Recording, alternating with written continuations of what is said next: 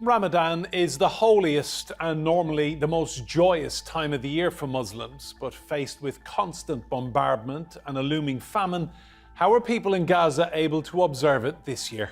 Youssef Al-Halou is a Palestinian political analyst, writer and commentator. You're all very welcome to this roundtable. Youssef, I want to start with you. First of all, just bring us up to date, your family in Gaza. What is the latest? About 500,000 Palestinians who live in the northern part of Gaza, including my family, they have been starving to death for the past 3-4 months. And the genocide is ongoing for the past 6 months. They are not only have to face the starvation, but also the bombs.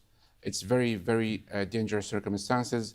And we thought that they withdrew their forces from Gaza, but in the last few days, they raided Shifa Hospital and Gaza City again. They just are increasing the pressure. And this Ramadan is obviously unspeakable compared to the Ramadan of your childhood when you were in Gaza. This is the saddest Ramadan ever that Palestinians have to face since 1948. There are no joy atmosphere. Rituals are vanished. There are destroyed mosques, destroyed livelihoods, the civic life. People have been fasting anyway for the past 6 months. They have no food. And even though the lucky ones who survived this genocide, when they gather around the table, they only break their fast on dates or cans. 10 people in the family, they just share that can. And also when they do suhoor before they start the fasting, also the bombardment targeting them. So it's fasting amidst bombardment. Going back to your childhood and prayer and the mosques, they're pretty much all gone now, aren't they? It's a memory now. I remember when I was in Gaza, we had rituals, preparations, buying special meals for Ramadan. People pray Taraweeh, the night of prayer, and then people visit each other, and it's a time for charity, a time for unity. The children, they play with the fanous, the lanterns, and it was really lovely time, despite living under a crippling siege for the past 17 years. But now everything is gone. It's really outrageous that the Palestinians have been trying for the past 7 decades to prove to the world that we are the victims. Israel is the victimizer, and Israel can get away with these crimes because it enjoys impunity, and it has never been held accountable. And it's outrageous also that the Western governments, Biden himself, he sends aid to Gaza through the parachuting, and at the same time sends bombs to Israel to bomb the starving people. Can I just ask, Youssef, the Islamic concept of tawakkul, which is trust and reliance in God, the people of Gaza are being tested like never before this Ramadan. The Palestinians of Gaza, Palestinians in general, they are a source of inspiration and steadfastness. And so many people around the world are moved by the resilience and by the faith, the Muslim faith. Palestinians in Gaza losing their loved ones and say, Alhamdulillah. Tawakkul, of course, people say that everything is written. It's Allah's wish that this person's died or killed, or what's happening is all planned. But of course, they have a sense of negligence and abandonment. They say that the Muslim world should intervene, the Arab world should intervene. It's ironic that millions of people, they take to the streets in Western capitals, whereas in the Muslim world, Arab world, they are watching. It's a sense of also sadness and sorrow that those hungry Palestinians, they are being watched by millions. It's the first digital genocide that is broadcasted by the victims. And also the famine that is happening in Gaza should remind us of the famine that happened in Ireland in the late 1800s, and which pushed many Irish people to migrate to the States. Biden himself has roots in Ireland, and he should be ashamed of himself. His ancestors were amongst those who were forced out of Ireland. Yeah, because of the famine. In the 1800s. It is quite appalling. Take me back to your childhood. I've seen some wonderful pictures on social media in the last few weeks of previous Ramadans in Gaza. The colour, the sights, the community spirit. I mean, how do you feel this Ramadan seeing family and friends going through what they're being put through? It's very, very heartbreaking to see, all these nice places, families sort of torn apart, to see that my lovely city was destroyed. When I was walking in the alleyways of Azawiya market, the traditional market, and now it's gone.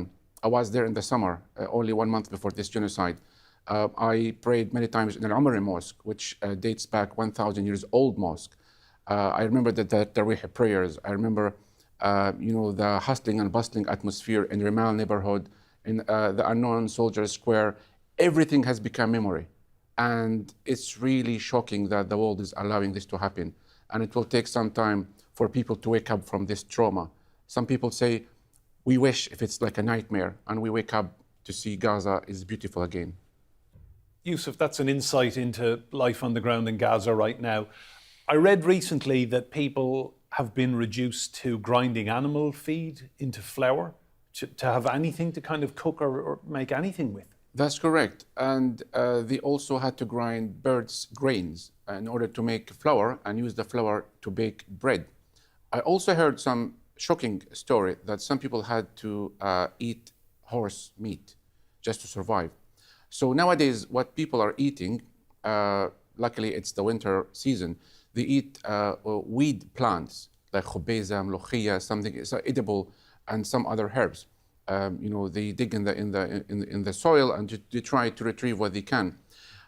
When I talked to my family 3 months ago, they said, we are rationing our food. They only were having soup and a little bit of rice. And even though I've sent them some money, everything is very expensive, like 10 times the price, and they run out of money.